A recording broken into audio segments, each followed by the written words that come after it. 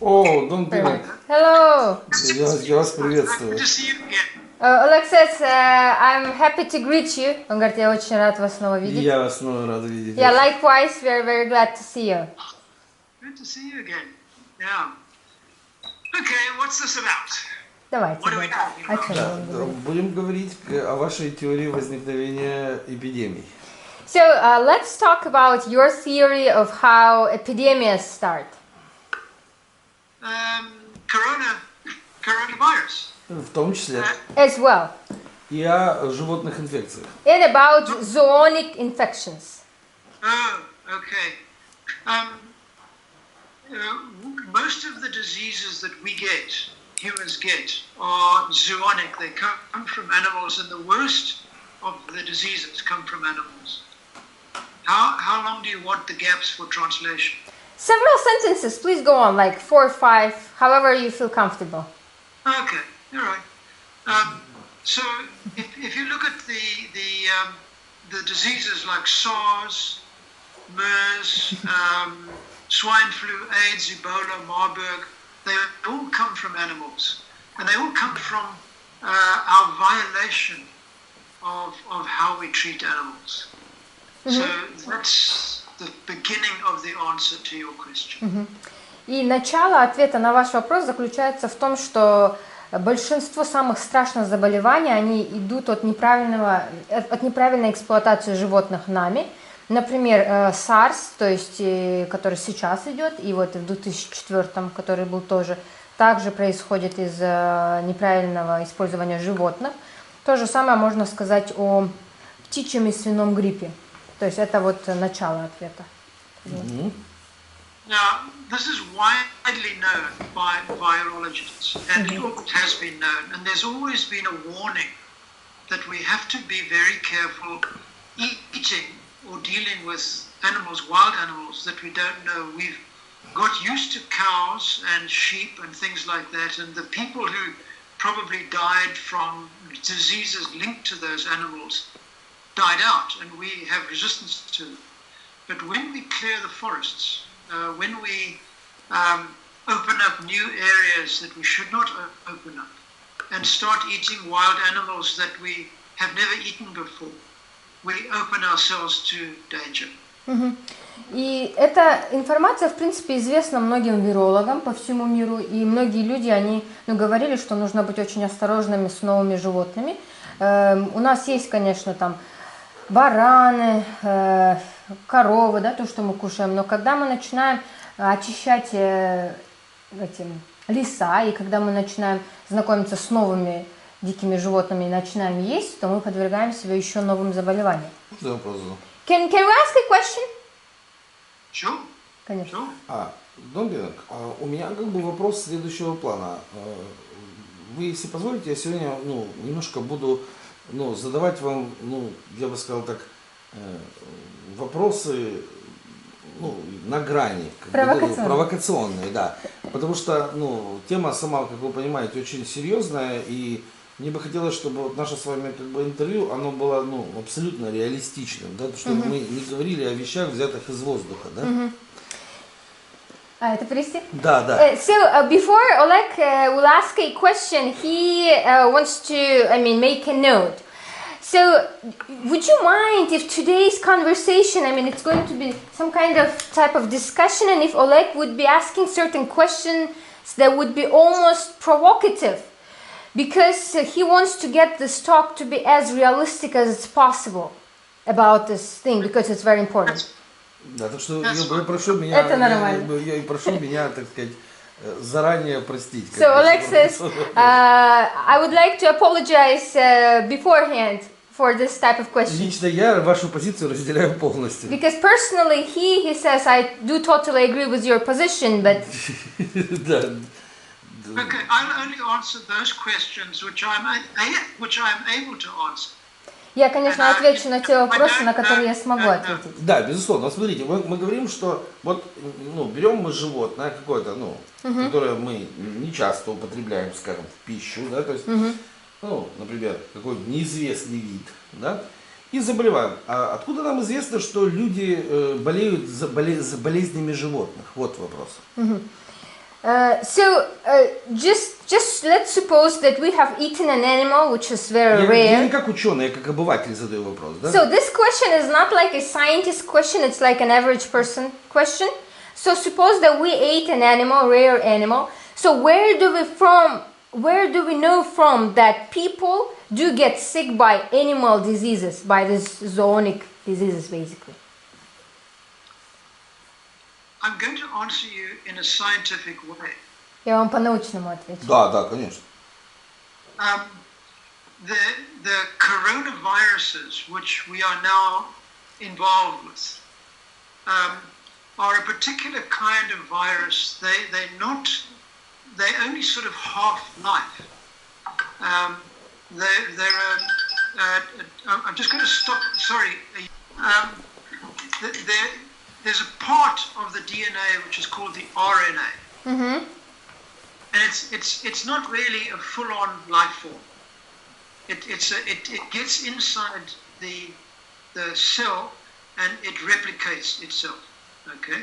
Now these diseases are mostly found in bats. Now, why bats?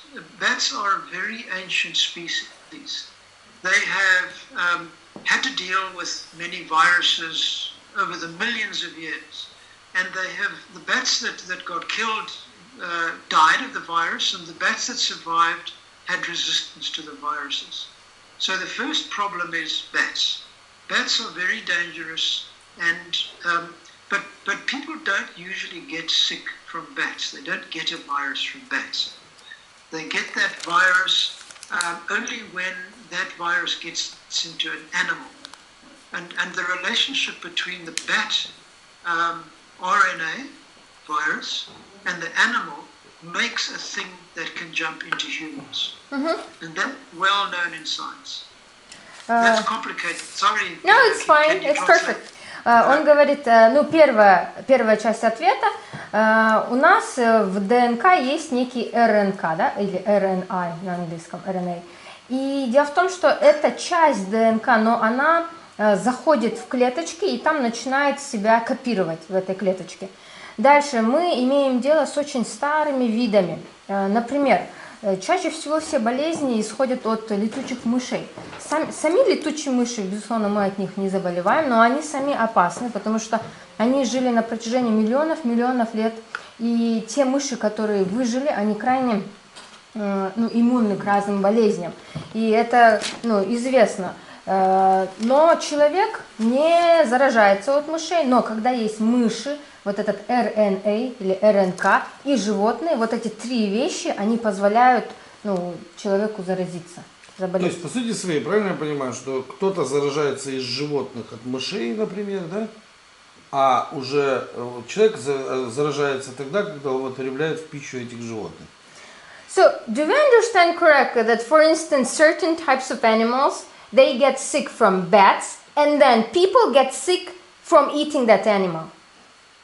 Absolutely correct. Окей, тогда у меня вопрос. Смотрите, мы же когда готовим это животное, да, мы же подвергаем серьезной термической обработке, да, то есть, если это даже, берем гриль, да, это свыше 1000 градусов температуры, как бы, да, неужели вирусы не погибают при такой термической обработке?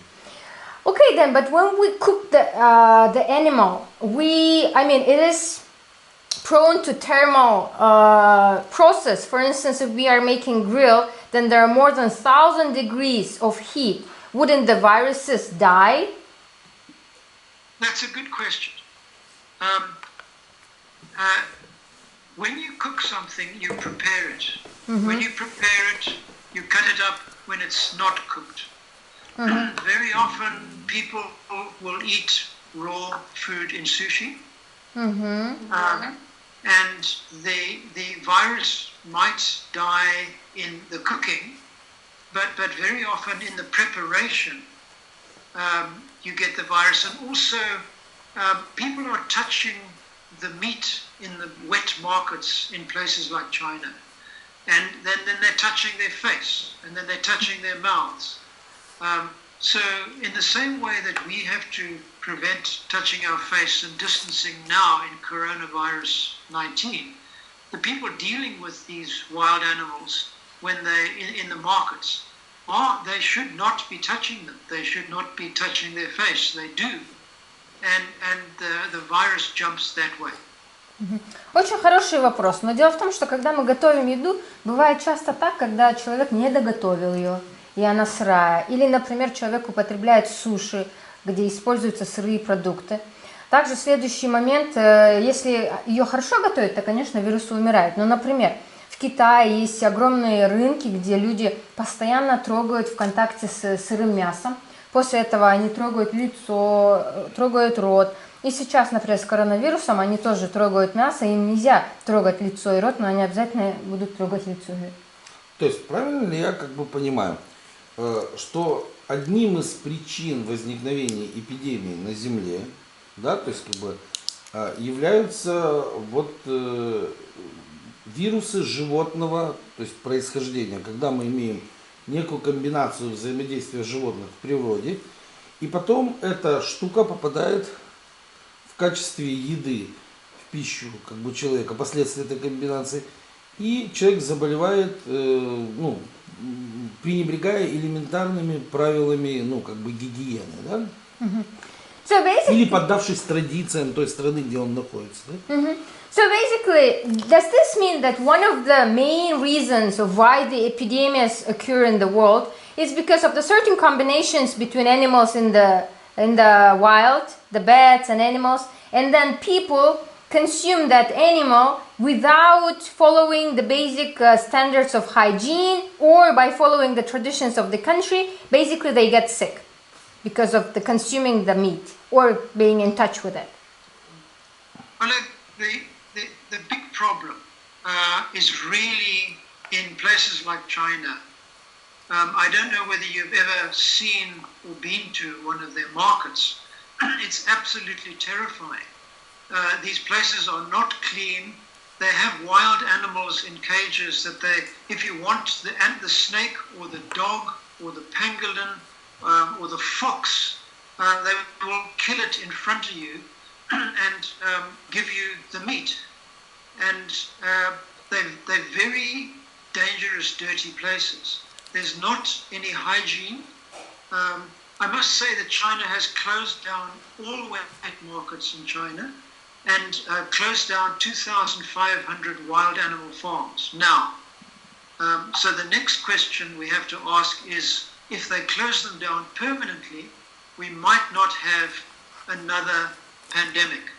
But if they open them up, after SARS, they opened up the markets, and now we've got the pandemic. If they close them permanently, we have a chance of not bringing the world to its knees again. Он говорит: Олег, понимаете, какая проблема в китайских рынках? Они просто ужасающие, настолько грязные. Они в клетках держат диких животных, панголины, лисы, змеи. Они прямо перед вами могут убить и зарезать животное и дать вам мясо. То есть они в ужасающих условиях там проживают. Конечно, на время вируса они закрыли все рынки и закрыли больше 2000 ферм. И если они, они снова открыли немножечко, и вот началась пандемия, если они навсегда закроют, то, конечно, у нас есть шанс, чтобы такие пандемии не повторялись. И по сути своей, жили, допустим, китайцы хотят болеть коронавирусом и прочими заболеваниями, да? Мы же не можем им запретить, верно, это делать? Но обратите внимание, что это ж каким-то образом затрагивает другие страны, да? То есть, по сути своей, они хотят жить в таких условиях, им нравятся эпидемии, чтобы у них там возникали постоянные неприятности со здоровьем. Но каким-то образом ведь и наши страны заражаются, участвуют в распространении этих эпидемий.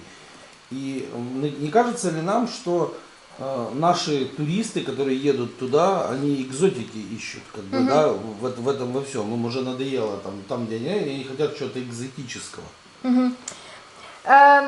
So basically, let's suppose that Chinese people, they want to be sick with coronavirus. I mean, we cannot make them choose anything. Maybe they want to live in this type of conditions.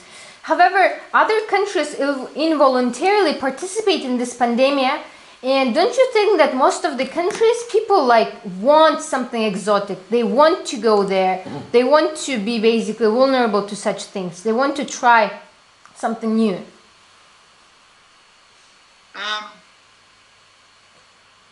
The answer to that is not a straight answer.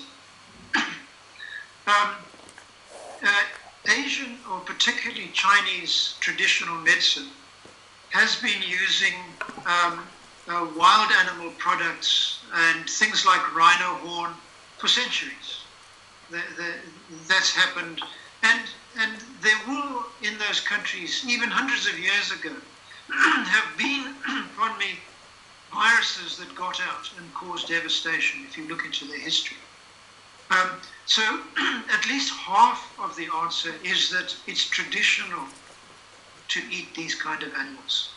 The other half is that there's a new prosperity in China. And so people have the money to buy exotic things to eat, like pangolins, like tigers. You could eat a tiger in China. And Vietnam particularly. Vietnam's very bad. It's actually probably now worse than China in terms of wild stuff.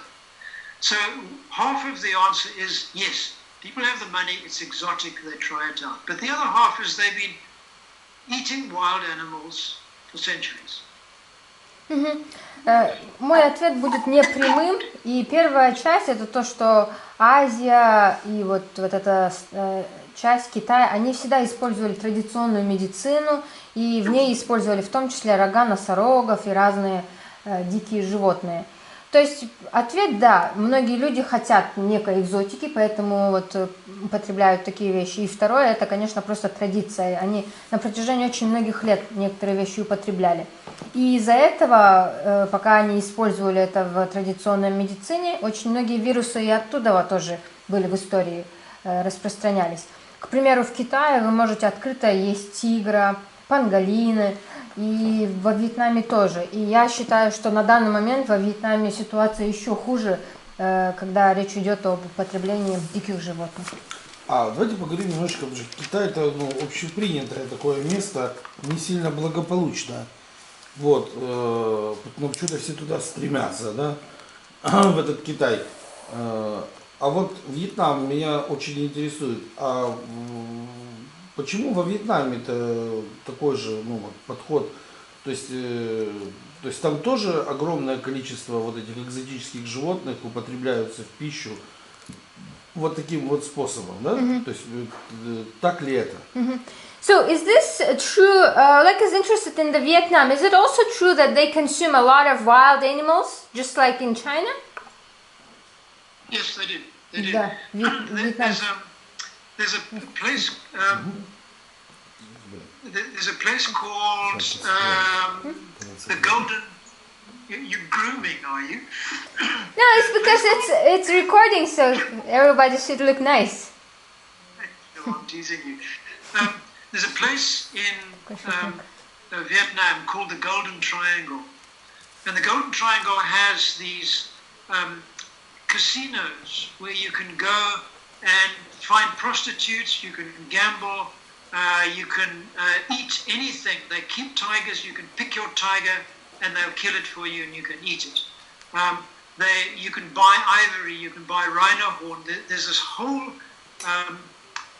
wild country that is, there's no law in that area, and it's that corner of China, Laos, Vietnam,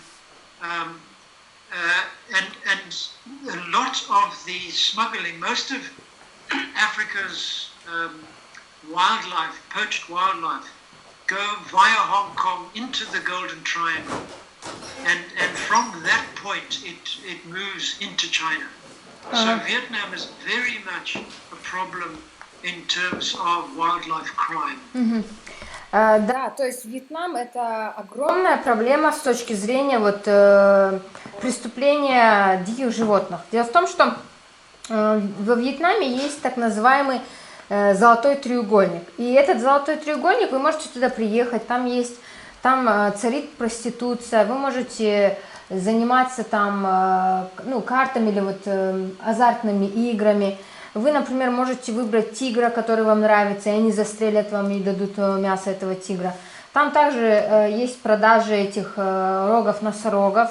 То есть там практически нет закона, когда речь идет о диких животных.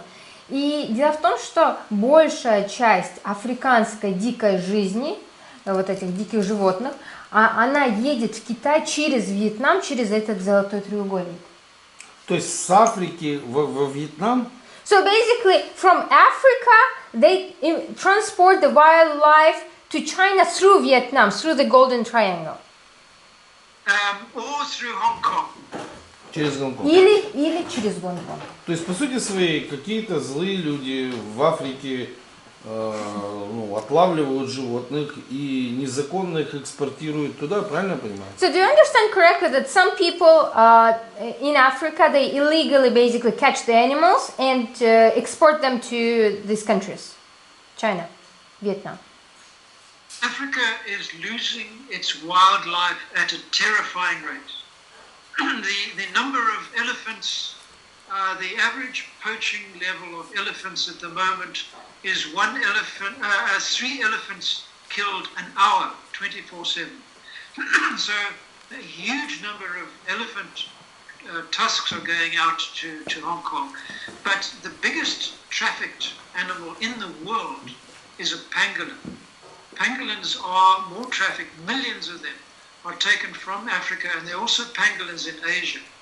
And they use the scales for traditional medicine, and they eat the meat of the pangolin. But the poaching from Africa is terrifying. We're going to lose our wildlife rapidly. In the next 10 years, we're going to lose many, many species.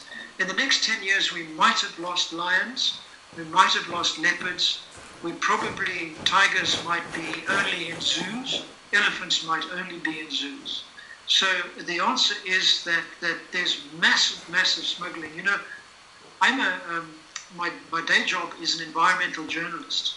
And as an environmental journalist, all environmental journalism today is crime reporting. Отвечая на ваш вопрос, да. И также он говорит, на данный момент дневная моя работа заключается в расследовательской журналистике по экологии. И я вам скажу, что вся эта журналистика заключается только в создании новостей о преступлениях. То есть, да, у нас в Африке сейчас катастрофически идет спад вот этой дикой жизни. То есть, например, слонов убивают 3 слона за 1 час. 24 часа в сутки, 7 дней в неделю. И очень огромное количество ихних костей. Бивней. Бивней, да. Ихние бивни транспортируются в Гонконг. И еще больше панголины, вот эти, которые мы отправляем, которые в клубах сворачиваются, миллионами их экспортируют. Они также водятся вот в Африке и в Азии. И очень многие люди их используют в традиционной медицине, просто их тоже употребляют в пищу. И, скорее всего, Африка в ближайшие 10 лет полностью потеряет всю флору и фауну. Да, потому что уже там львы, вот эти многие тигры, скорее всего, они только останутся в зоопарках. А правильно я понимаю, что это незаконно? Да, он сказал незаконно, он же сказал, что это новости про преступления. То есть вся новость заключается в освещении не спрашиваю, потому что это Кейптаун, не спрашиваю, почему с ними не борются. So, Alexis, since this is Cape Town, I won't ask why people are not combating this smuggling. Я не спрашиваю ответ на этот вопрос. No, they are combating the smuggling. One of the problems of the level of smuggling, and Oleg will probably be interested in this, is that the opposition to smuggling has caused governments, particularly in Southern Africa, but also other parts of the world, to have armies that protect the animals. And so what you've got is a build-up of militarization in the poaching areas. And so we now have things like US Army people coming in with guns and mortars and things to protect animals. So the poaching is being opposed by a military build-up, which is in a sense worrying for the states themselves, because we've got military personnel inside countries with weapons in African countries, which are themselves very unstable. But there is a big push to stop poaching, but the amount of poaching is still carrying on. Just to clarify, you mean poaching, making money illegally, poaching? It's illegal killing of wildlife. Ага. И вот, отвечая на ваш вопрос, вот нелегальное убийство как бы этого мира дикого, оно с ним пытаются бороться, но вот несмотря на то, что они пытаются, вот такое происходит. И, наверное, вам будет, говорит, Олегу будет интересно, на каком уровне вот этот экспорт весь производится. Очень интересно. Да, он говорит, что наше правительство, оно создало специальную армию, и даже бывшие люди из США армии приезжают с вооружением, с этими машинами. Бороться с... Да, и они полностью окружают те территории, где нелегально убивают животных, но несмотря на это убивают. Все равно. Да. Ну, они у вас там способны в Кейптауне, я знаю. Oleg says, I know that people in Cape Town are very, very capable, in quotation marks.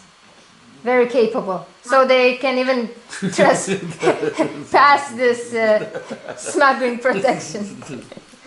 You know, most of it is not in Cape Town. Most of it, of course, is around Kruger Park. There's a general, former army general, which has got a whole brigade behind him protecting rhinos. But you know, the poachers also have, they use, most of the poaching guns are high-powered Czechoslovakian-built guns. Most of the armaments are Czech, and they come into this country in huge, into Africa in huge numbers. They come to Africa to protect the illegal killing, or they do the illegal killing? Doing the killing. Он говорит... Importing Czech guns. Let me translate this real quick. Он говорит, ну, большая часть, конечно, не происходит в Кейптауне, а там в каких-то лесах, он сказал. И нужно сказать, что бывший генерал армии сейчас с целой командой защищает носорогов. И очень многое количество людей, которые занимаются вот этой нелегальным обстрелом, из Чехословакии. Чехословакии. Интересно. Огромное количество. Окей.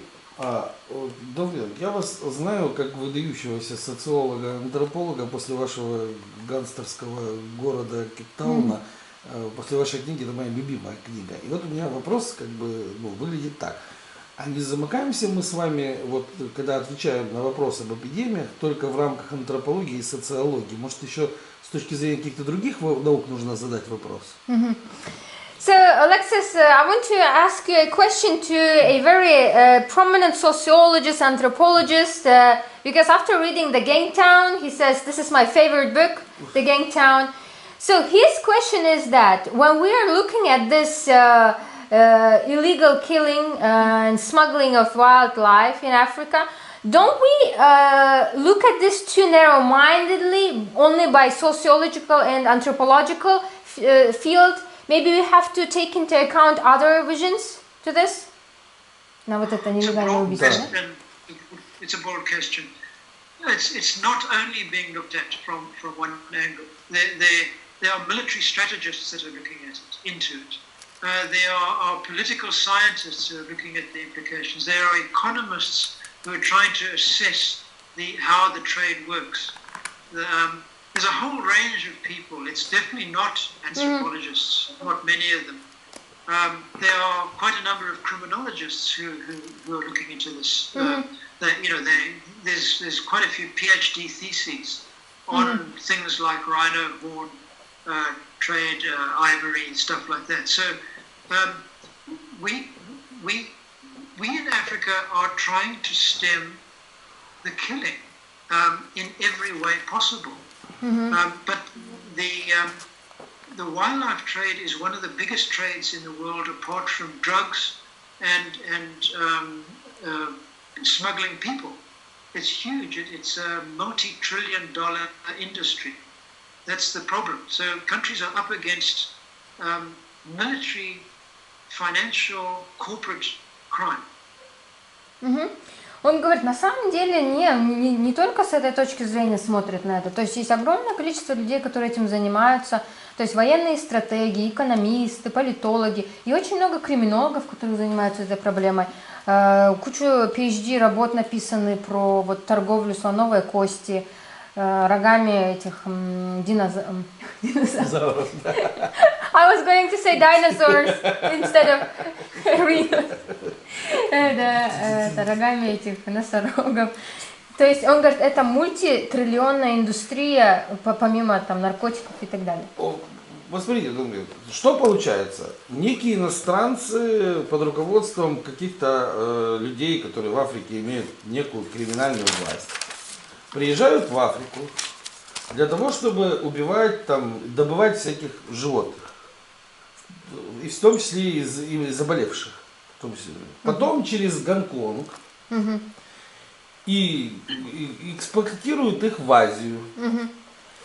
Там некие наши с вами европейские, как бы африканские соотечественники, как бы приезжают туда, в Китай, как бы во Вьетнам, за экзотикой, наедаются этой штуковиной, приезжают в Европу и распространяют эти болезни по всему миру. То есть получается, одни люди зарабатывают на этом деньги, в Африке Европа, там все остальные, Америка и все знать не знают, что тут происходит, как бы вот там то какие-то специалисты, которые этими проблемами занимаются. И по сути своей вот Китай, Вьетнам становятся рассадником всей этой заразы. Наши, так сказать, соотечественники, ищущие вот всякого рода экзотики, получают эти дозы заболеваний, приезжают, распространяют, и он уже весь мир больной как бы коронавирусом. То есть я правильно цепочку как бы описал? So now Oleg kind of made a chain of things, of events, and he wants to find out if he got it correct. So the first thing, do you understand correctly? Basically, some foreigners, like Czechoslovaks, for instance, they come to Africa, work with this criminal people that are illegally killing wild animals. So they basically kill those animals, and some of them are infected. Then they transport it to Hong Kong or through Hong Kong to other places around the world, like Asia, Vietnam, right?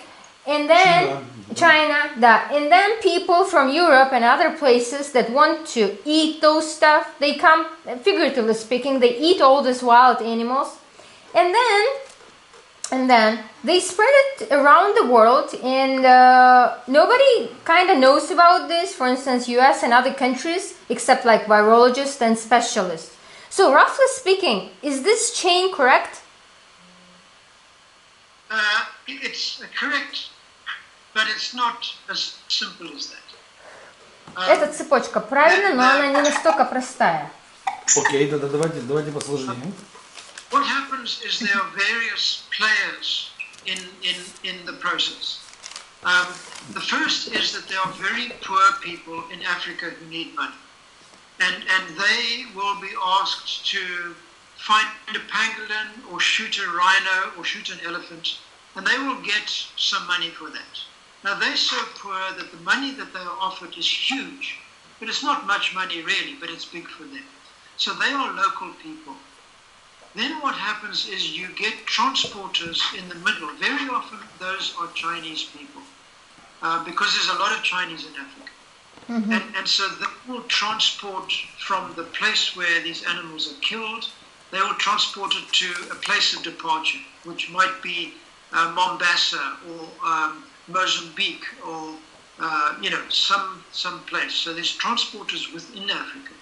And then you get the smugglers who will get it to China or Vietnam. They're another part of the team. And they are involved in storing things in containers, bribing customs officials at both ends. And then you get receivers on the other end. So they'll be in Hong Kong or Laos or somewhere. And they will then take it from the ships or from the plains, and they will take it to specialist places where they prepare and resell these products, these wildlife things. Now, that chain gets the wild animals to the markets. Now, it's not that people from Europe or anywhere else go to those markets to eat exotic food. It's the local people who traditionally buy those things. And they're the people who get sick first. That's why coronavirus 19 started in Wuhan in the markets. There wasn't foreigners there. There was local people buying food that probably started off in West Africa. There's a whole range of things. Chimps are exported. HIV started with green monkeys and spread around the world. Ebola started with bats and spread around the world. So the chain of connections in poaching is very complex, and it's different for different animals. Okay.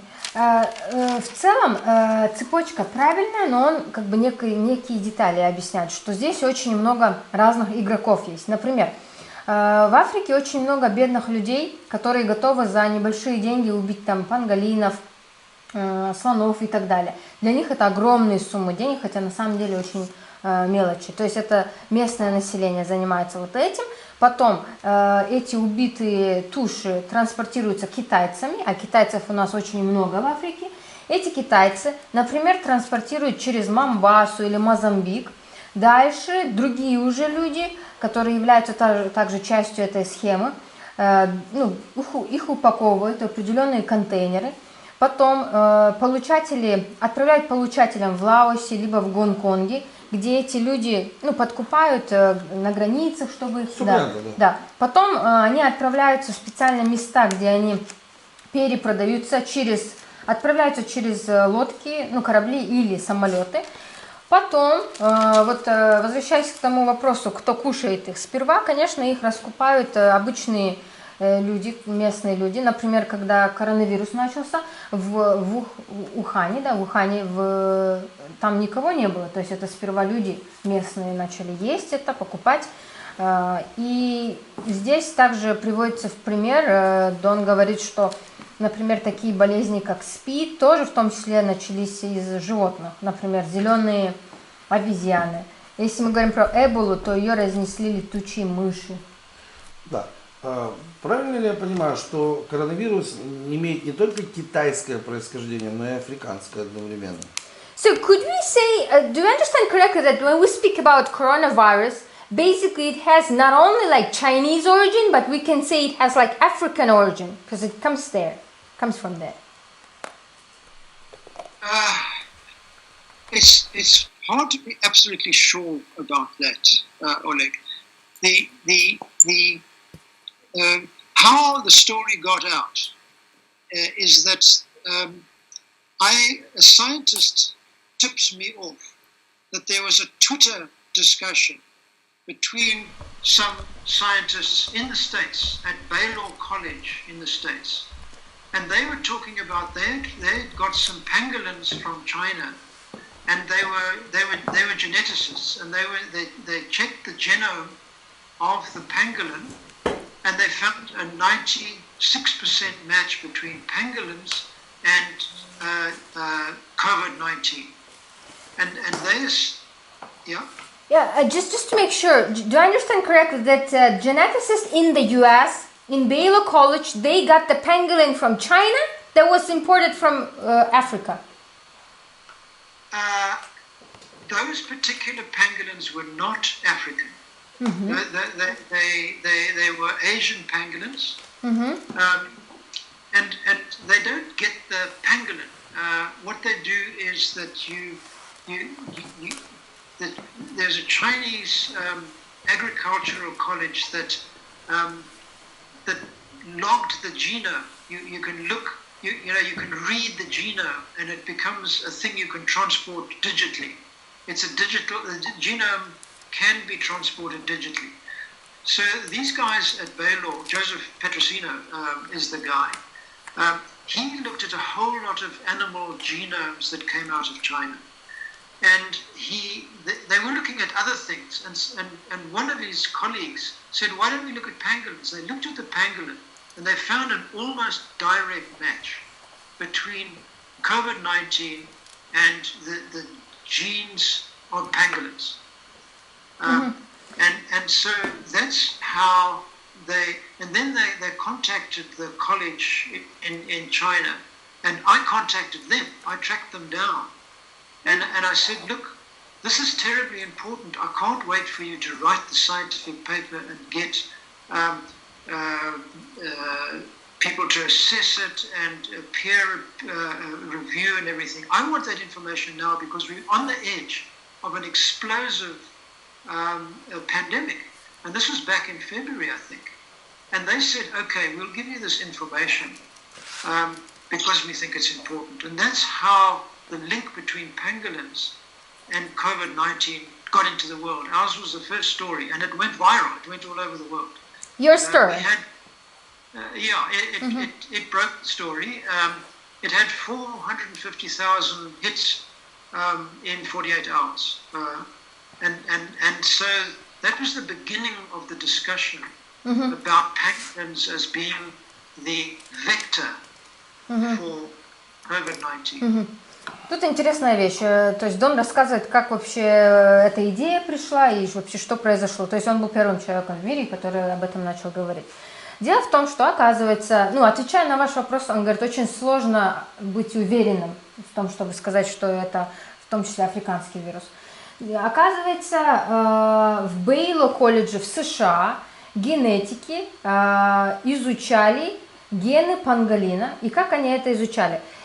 Китайский агрокультурный колледж с Китая отправляет им в цифровом варианте огромное количество генов. Оказывается, их можно как-то цифровать. Оцифровывать, фотографировать и оцифровывать. И отправили, через микроскоп. Как бы. Отправили огромное количество этих ген.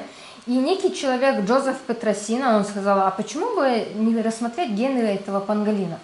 И они начали, эти генетики, смотреть на гены пангolина и увидели 96% схожести с коронавирусом. То есть это практически одно и то же было. Далее Дон Пиннок говорит, я связался с этим китайским колледжем и сказал, это очень важно, вы не могли бы мне всю информацию дать, потому что я хочу, нужно написать научную работу, чтобы люди об этом знали. Сейчас начинается пандемия, и мы можем это предотвратить. Это было в феврале этого года. Они сказали, хорошо, мы вам дадим информацию, вроде это все как важно. И после этого, говорит, Дон Пиннок, он был первым человеком, который об этом начал писать. И первую статью, которую он написал, она по всему миру настолько распространилась. В течение 48 часов 450 тысяч раз на нее кликали. То есть вот так начались вообще новости по этому поводу. То есть, и я спросила, этот пангolin, он был с Африки? Он сказал, нет, этот пангolin был из Азии. То есть они еще в Азии водятся. Я просто имею в виду, что я когда задал вопрос, что африканского происхождения, я имел в виду, что в Африке можно заболеть коронавирусом от пангolина, съев пангolина, точно так же, как и в Азии, если сильно захотеть. Правильно я понимаю? And so, Oleg, just to clarify his previous question, he said, when I meant, can we say that the coronavirus can be of African origin, in the sense that you can eat the pangolin in South Africa and get sick with coronavirus just the way if you have eaten it in Asia or anywhere else, right? You don't get coronavirus by eating pangolin. You get coronavirus if that pangolin with its long tongue, and their tongues are very long, and they eat ants, but they're all over the place.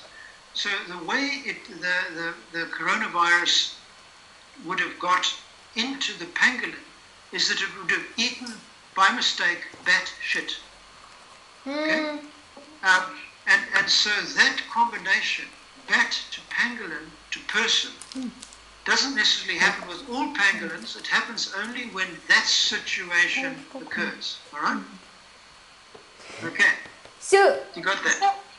Basically, let's suppose that there is a pangolin in Africa that has eaten mistakenly the bat shit. So it has the coronavirus, right? The pangolin. So if somebody eats it in Africa, he can get sick with coronavirus in Africa, right? Надо Отвечая на ваш вопрос, да, конечно. It just happened that it was in China because of those markets. Because the Chinese eat so much wild food. That's the place where it always seems to happen. Он говорит, да, конечно, то есть и в Африке могли бы заразиться, просто в этот раз заразились из Китая, потому что они употребляют очень много дикого мяса. И также Дон Пиннок детализирует, то есть не каждый панголин будет заразный. Дело в том, что панголины, у них очень длинные языки, и они кушают этих мух. И если случайно панголин съел дерьмо летучей мыши, только в этом случае она заразная коронавирусом. Ну, вот так могло произойти, то есть там 1 из 100, например, там 1 из 10, там кто-то из панголинов, да. Дон Пиннок, скажите, а почему вот все-таки все приписывают этим самым летучим мышам, что разносить больше некому? So the next question, Don, why everything is so binded to bats? I mean, is it like there are no other animals that would be transmitting the disease? Why always bats?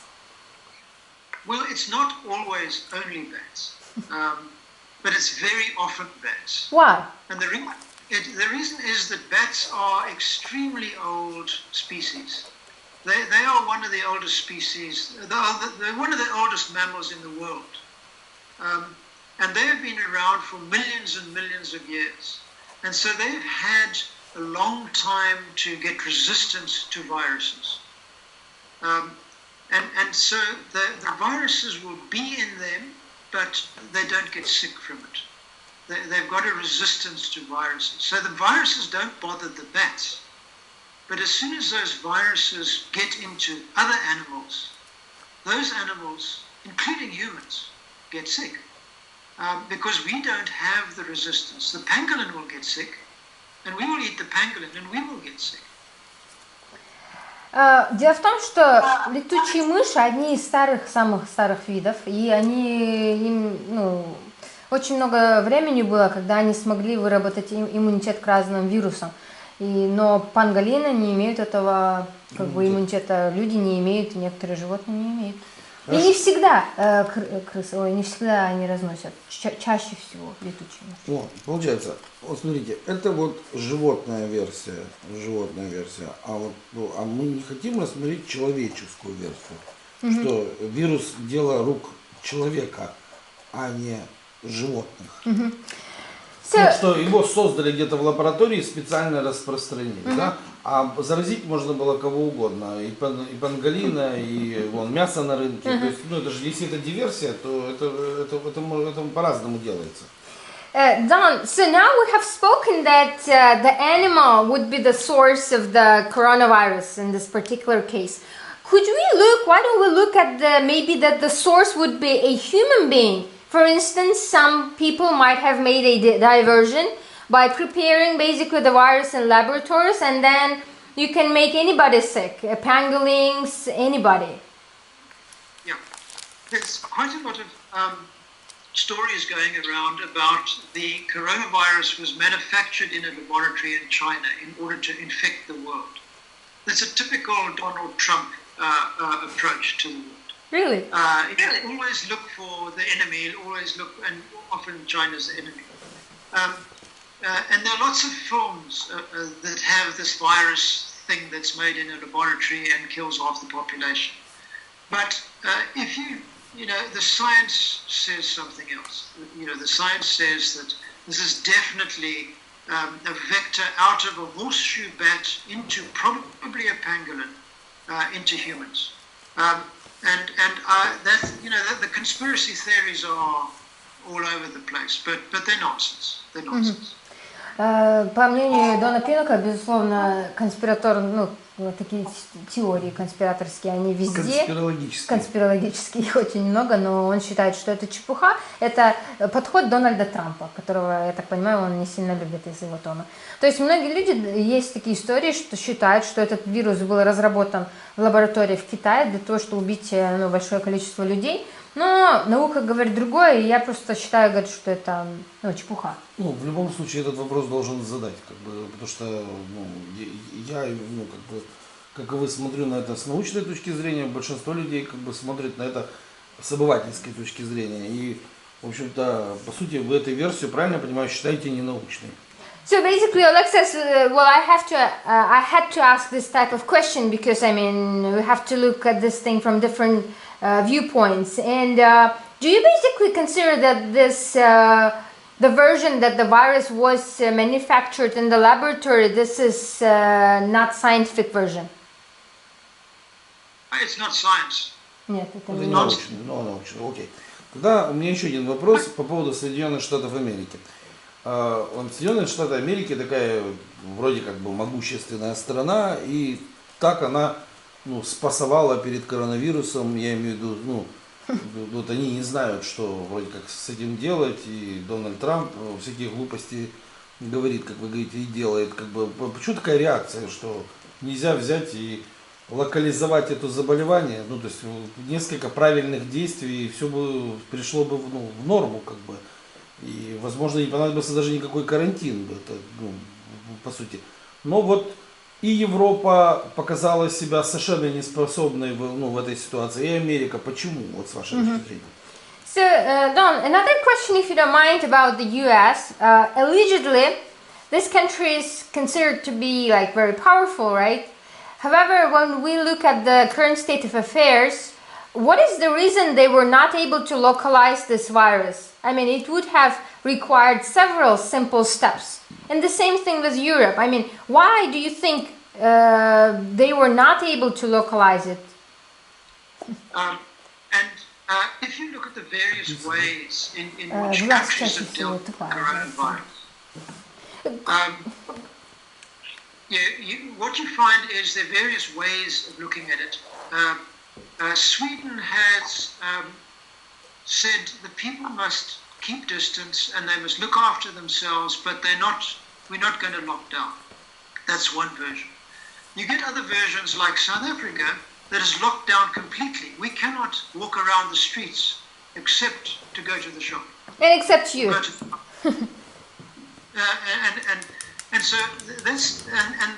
Very often the difference is made by the decisions of the leadership. The American administration is a mess. And you've got a guy like Donald Trump at the top who just talks crap all the time. And so he says one thing, then he says another thing. And so there's confusion. And as that confusion spreads out, so the virus spreads out because nobody's taking firm steps in time. Now, South Africa, I have lots of criticisms of South Africa, but we have very good leadership here. The president took a look, he put a team together almost immediately of the top medical people and said, this is what we have to do. We have to lock down the country for 3 weeks and 2 more weeks if necessary.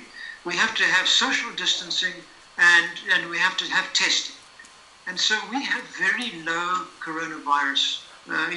We've probably had, 60, 50 deaths, which is quite low.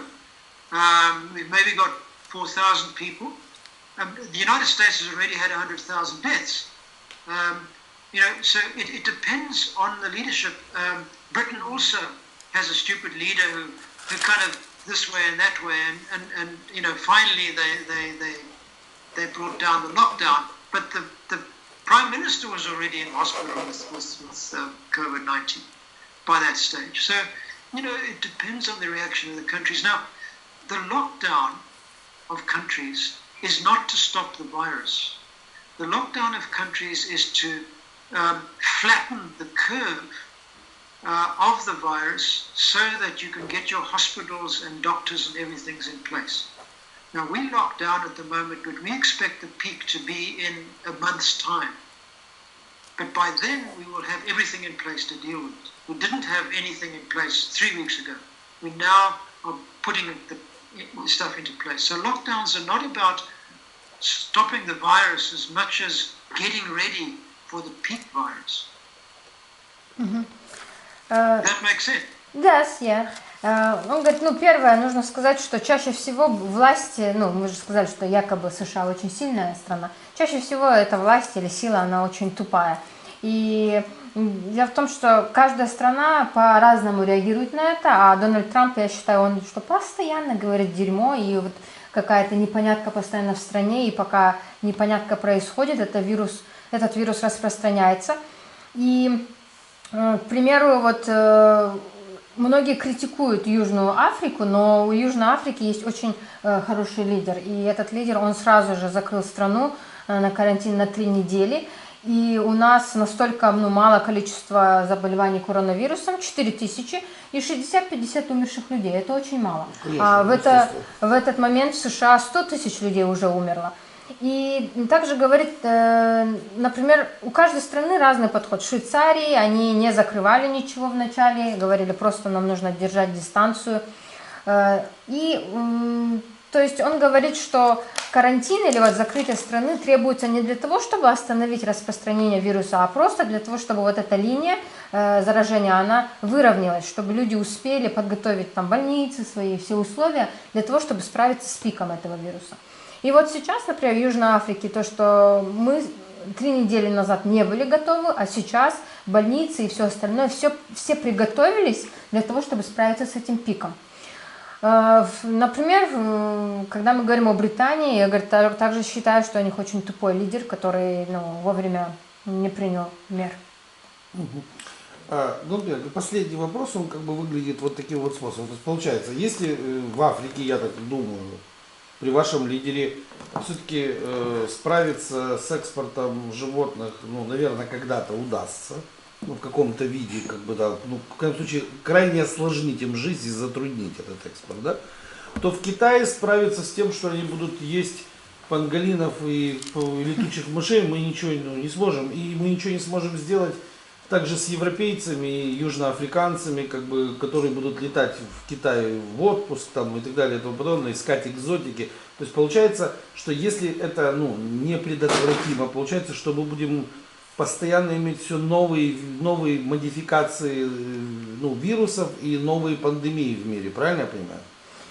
And the last question, if you don't mind. So basically, if we assume that in South Africa, sometime in the future, they will be able to restrict the smuggling process and make it hard for them to kill the animals and transport them, just let's suppose. But when it comes to China, then nobody can do nothing them to prohibit to eat pangolins or other wild animals, right? Because it's their tradition and whatsoever. And also nobody can restrict other people from going to China for touristic goals. So would that mean that we would keep getting new pandemics, new modification of diseases in the future? Okay, that's 2 questions which are not quite connected. So I'm going to try and separate them. No, this is one question. Well, no, well, let me try. China is better at possibly stopping this kind of thing than most other countries because it's central command system that everybody listens to. If the central bureau says, the Communist Party says you do this, the country does it, and if you don't, you get beaten up, shot, put in jail. It's a tough system, but in a condition like this, those kind of systems do work because you force the entire population to listen to you. In a democracy, it's messy. People kind of have their own way of doing things, and they don't listen to the leaders, and they go and vote, and they stand in the street with placards and say down with government, and it's a much more complicated situation. So that's the first part of the question. Vietnam is the biggest problem, not China, even though this emanated from China, because Vietnam is an out-of-control kleptocracy. It's a robber state. The other part of the question, which is kind of different, is that it's very difficult for African countries, which are very weak countries, to stop poaching, because you've got poor people who will take money to do anything, and as long as you have that sort of situation and you don't have a strong policing situation, then the poaching will continue. So I think it's probably easier for China to stop the poaching than South Africa. But the truth is that when the demand stops, the poaching stops. Yeah? So That statement is important. okay, When the demand stops, the poaching stops. So just I'll translate this in a while. So let's say that Vietnam is you said it's a bigger problem than the China. That would mean that if they are eating these wild animals, roughly speaking, that means in the future we might get again different pandemics and different diseases? From Vietnam, absolutely. And in Africa, look, let's put it this way. The more we move into the forests of the world, the wild places, and start eating animals that we've never eaten before from those wild places, like monkeys and gorillas and chimps in Africa, pangolins in Africa and China and Vietnam, we're going to have these virus epidemics. They're going to come again and again and again. So, it's up to us to stop the wildlife trade in order to protect humanity. Дон Пиннок говорит, что, отвечая на ваш вопрос, то есть он сказал, что Вьетнам больше проблема, чем Китай, я объяснила это почему, я сказала, то получается, если там нет закона, то в будущем могут новые пандемии, новый вирус, он говорит, да, конечно, абсолютно. И дальше, говорит, очень важную вещь, пожалуйста, переведите, то есть, скорее всего, Китай, он в наиболее лучшей позиции, чем другие страны, чтобы остановить заражение, потому что это центральное командование, и то, что скажет государство, все подчинятся, а не то они их будут избивать и садить в тюрьмы. То есть в Китае, если сказали не кушать, то они, скорее всего, наверное, не будут кушать. Также нужно сказать, что в демократических странах все ужасно, потому что люди начнут выходить на митинги с этими табличками и так далее, а в таких странах, как Китай, то регуляция происходит мгновенно. Что касается Африки, то африканские страны крайне слабые, то есть они готовы за деньги убивать кого угодно, любых животных, и скорее всего они не смогут эту вещь остановить. Другая страна, может быть, придет и сможет остановить это нелегальное убийство животных.